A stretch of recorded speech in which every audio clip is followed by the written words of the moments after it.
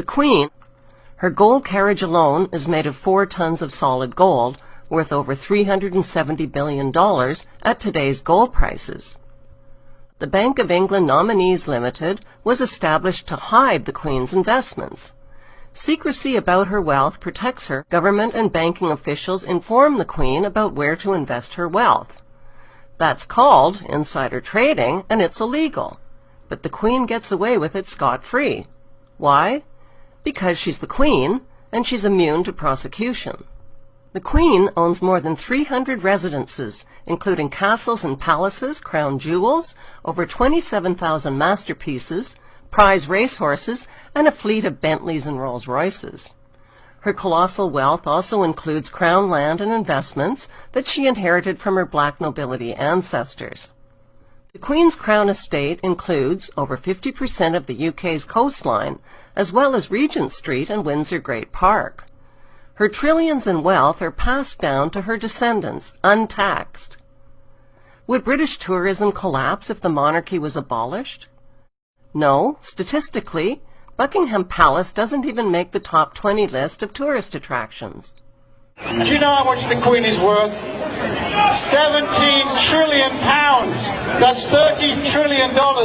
She could end world hunger and poverty tomorrow. Besides insider trading and tax-free income, the slave trade and drug trade. Queen Elizabeth I started the British slave trade in 1564. As head of the Church of England, her slave trading of African blacks upset the moral foundations of the Church. Queen Elizabeth II is now head of the Church of England. 200 years after the slave trade was abolished, the Church was pressured into confessing its horrific crimes and apologizing for profiting from the African slave trade. At first, the Queen and the Church only admitted to owning slaves and plantations, but the public soon discovered that the Church had given their blessing to something far worse.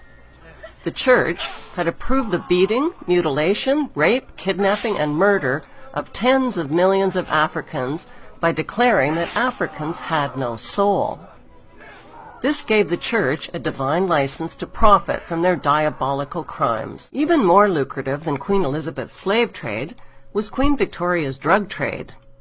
Opium was grown and manufactured in the British-owned opium factories of British India. China banned the importation of opium, but once the British monarch secured a drug trade monopoly, over 17,000 illegal chests of opium worth millions were forced onto the Chinese population. The British waged 3 drug wars on China to force them to pay for the illegally imported opium. China's emperor didn't stand a chance against the British East India Company gunboats and Royal Navy. The British destroyed, plundered, looted, and raped their way along the coast of China until there was nothing left to loot or plunder. On August 29, 1842, the Treaty of Nanking forced the Chinese government to pay £15 million to the British merchants to open up its ports to opium trade and to cede Hong Kong to the British. This was the ugly origin of Hong Kong's 155 years as a stolen British Crown colony. There are people who believe that they have a God-given right to rule over others. They believe that their outward appearance is superior to all others. They harbor selfish ambitions to be rich and to have power over what they describe as common people. They lie, cheat, steal, strangle, stab and slash their way to power.